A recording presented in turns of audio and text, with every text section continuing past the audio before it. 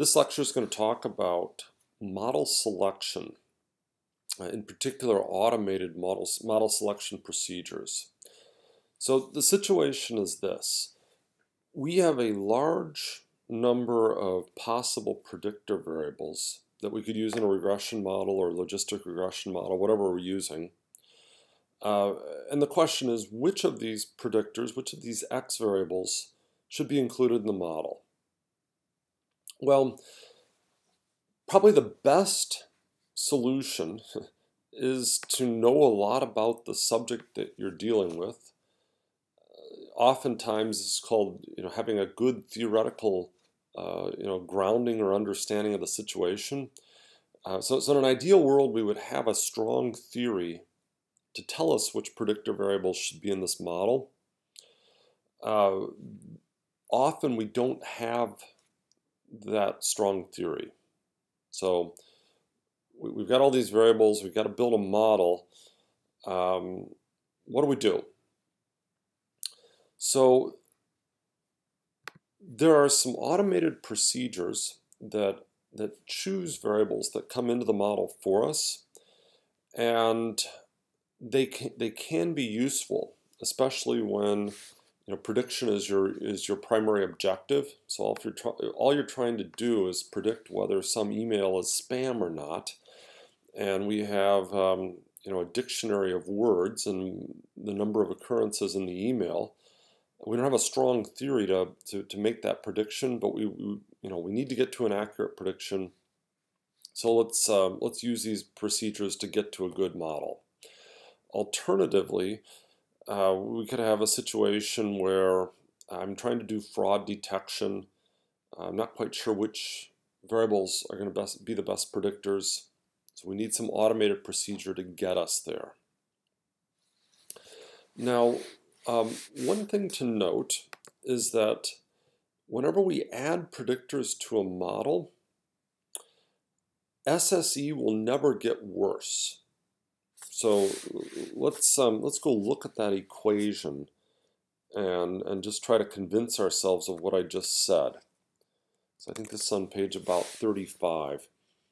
Remember with just linear regression, if we have p predictors, we produce some y hats based on those p predictors, then we choose these parameters to minimize the sum of squared errors.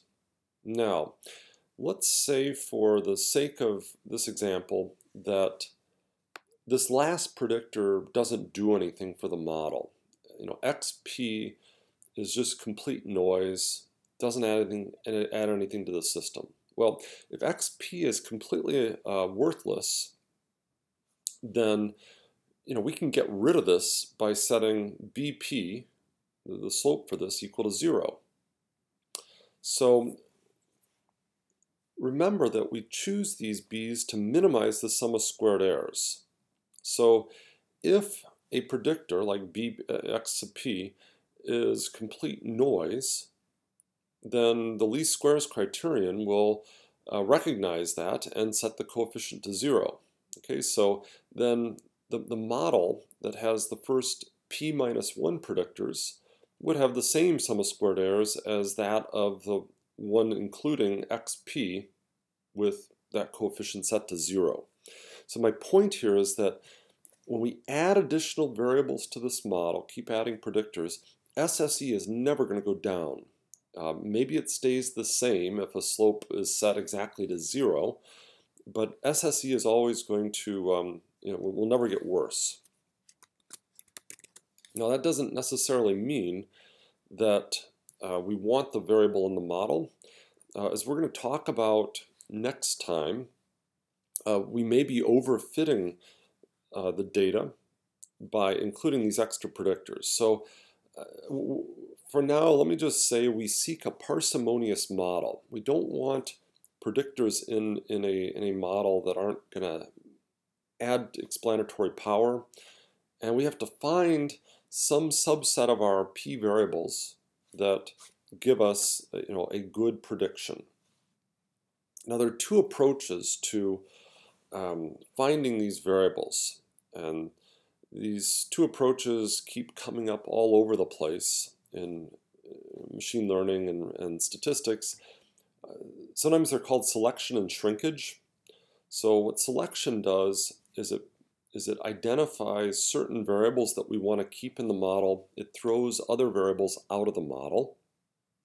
Shrinkage, on the other hand, keeps, for now, let's just say all the variables in the model, and it reduces their effect. It kind of attenuates their betas towards zero. So these are two rival approaches, and we're going to be studying both in this class.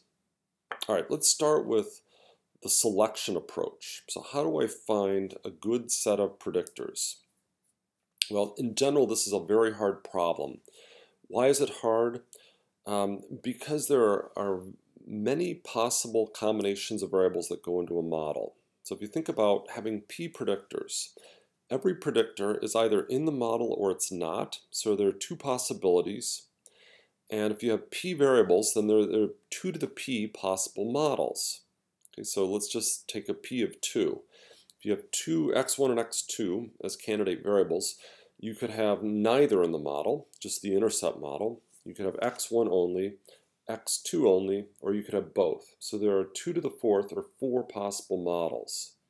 If you take that up to 3 variables, x1, x2, and x3, well, there are going to be 8 possible models. Well, we could investigate each one of these possible models, and that's called all possible subset regression. However, for even small, modest size p, the number of models we'd have to investigate becomes very large. So if you have 8 predictors, you have 256 models, and by the time you get up to about 20 variables, the number of possible models is just very large. Don't even think of doing this for 50 possible variables. 2 to the 50th is way too big to even contemplate. All right, so we need a good heuristic that's going to arrive at a reasonable set of predictors. So there are 3, really commonly used heuristics. So forward, backward, and stepwise. Let's talk about forward. With forward, we begin with no variables in the model. So we start out with the intercept model. Then we go through each of our candidate variables, and we say, if we bring one variable in, how much does that improve the fit? So think of that as an extra sum of squares. If we bring this variable in, what does that do to the fit? We're going to choose the variable that adds the greatest significant improvement. So by significant improvement, what I mean is, by adding that variable, I have to be able to reject the null hypothesis that that variable is equal to 0. Okay, so if it's not different from 0, I don't want to bring it in. Now, some software like R will use AIC instead of the significance test. That's a minor detail in my view. Okay, so let's say we have some variable that is significant, say x5. We bring that one in.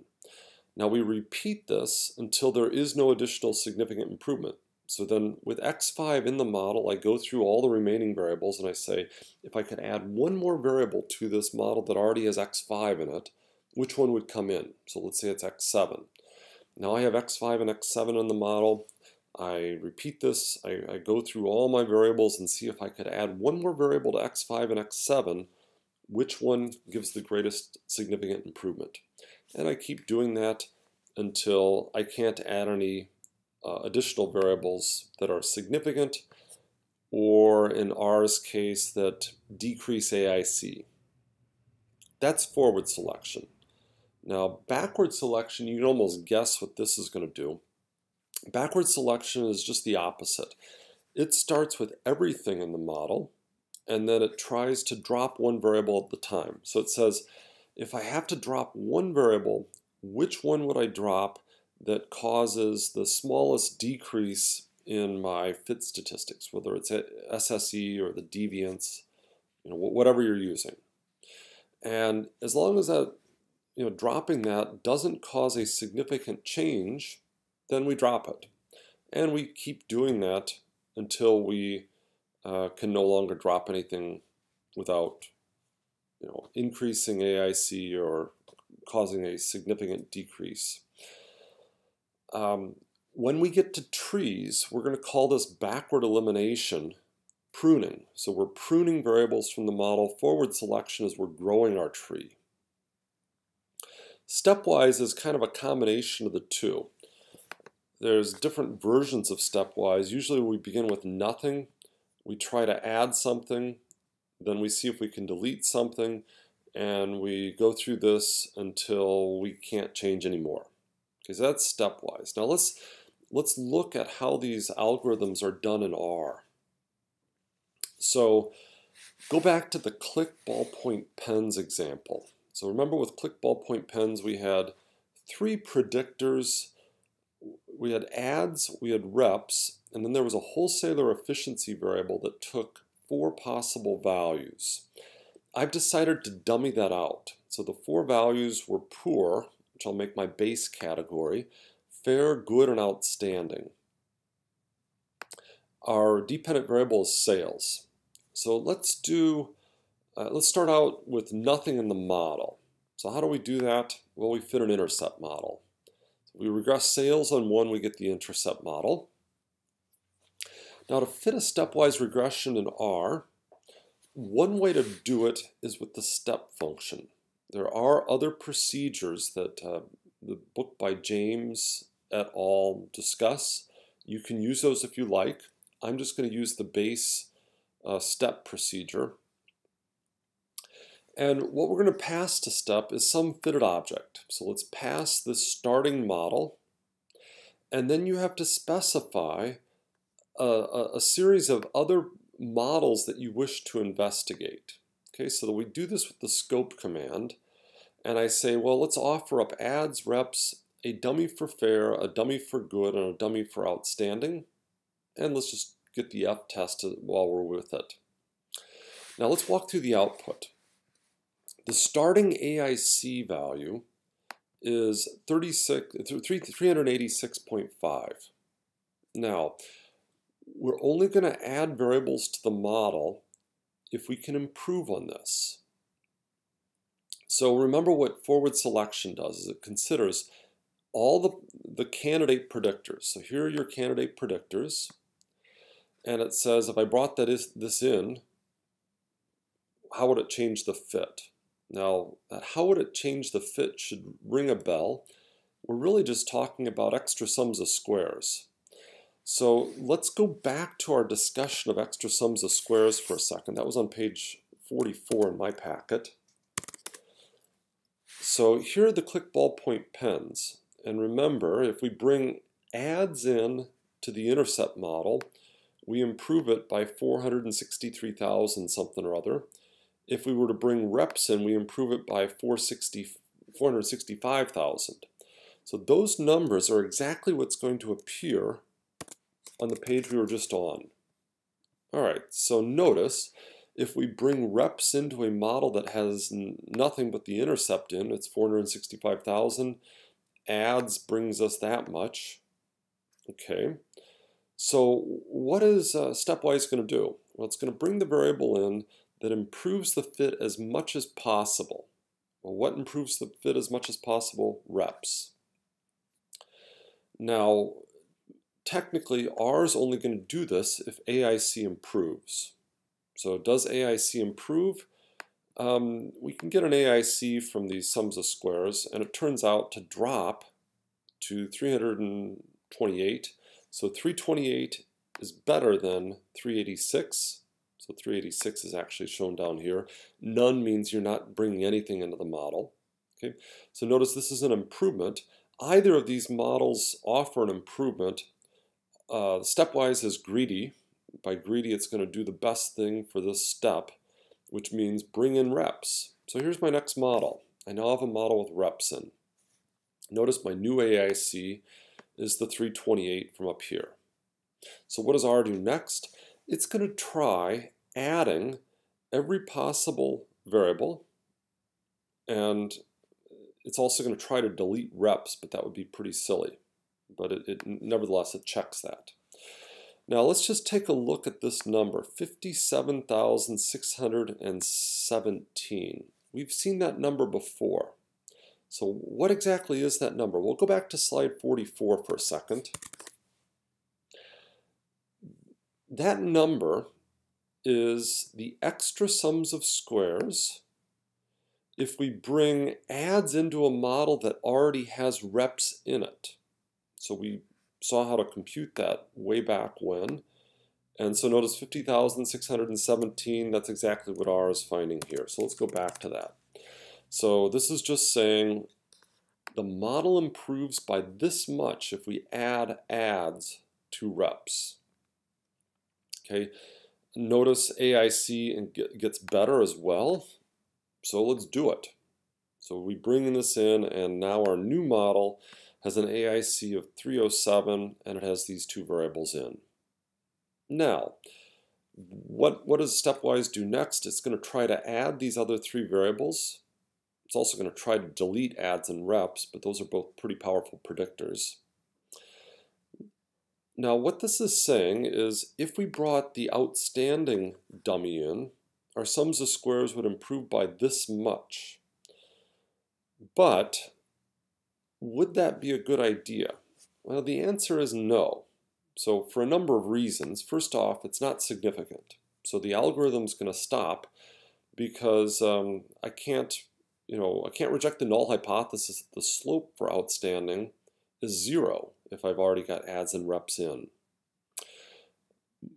If we follow the R algorithm a little bit more closely, it's going to use AIC rather than the significance test. And notice AIC goes up.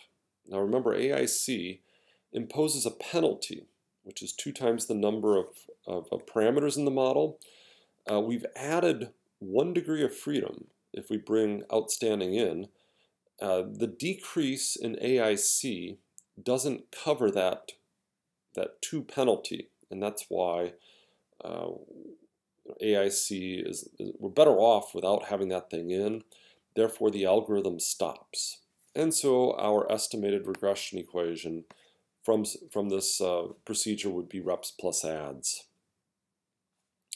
Let's talk about one more example for now, which is the quality control case that we did earlier. Now, let's remember a little bit about this quality control case. We had the number of defects in a shift. We had some predictor variables, the temperature variation, the density of the final product, the rate of production, and a dummy indicating whether it was the morning shift, AM, or not, the PM shift, 0. Now, we regressed defects on these variables, and we had a good R squared. None of the predictors were significant because they were correlated with each other. We had multicollinearity. Upon reflection, we decided that this was really the wrong model. It took us a while to get to that. And the problem with this model is that, well, remember when we have multicollinearity, we always ask, why do we have multicollinearity? And one of the reasons was the predictor variables could be causally related. So we had eventually got to the conclusion that the rate of production was the thing that was ultimately under control. And if we work really fast, the temperature variation is high. When you have high temperature variation, you get a poor density product. When the density is poor, you get poor defects. So you get a lot of defects, pardon me. So the chain of causality is really rate causes temperature variation, causes density, causes defects. This model is assuming that defects is caused by these 3 things kind of simultaneously rather than the sequential business. All right, so we've started out with a bad model because we didn't really understand the domain. What happens if you throw this into Stepwise? Well, the point I want to make with this is Stepwise is not a substitute for understanding the domain. You'll end up with a silly model from Stepwise. In this case, I'm going to do a backward selection. So how do I do a backward selection? We're going to regress defects on everything. So that dot means regress defects on everything else in the data frame. Now, backward selection in some ways is easier in R. You just say step fit, and it knows to prune. So let's go through the steps. So with backward selection, we're going to go through each of these predictors and see if I got rid of that variable, what would happen. So if I get rid of AM, my sums of squares go down by this much. Now notice my AIC actually improves. So I go from 123 to 120, sorry, 123 down to 121. If I delete anything else, my AIC doesn't improve as much as with this. So we get rid of AM. Now we're left with these three predictors. What does Stepwise do next? Well, it says I'm going to try to delete each one of these variables. What happens? Well, if we get rid of the rate of production, turns out AIC improves further. So what do? We get rid of rate. So now we're left with this model.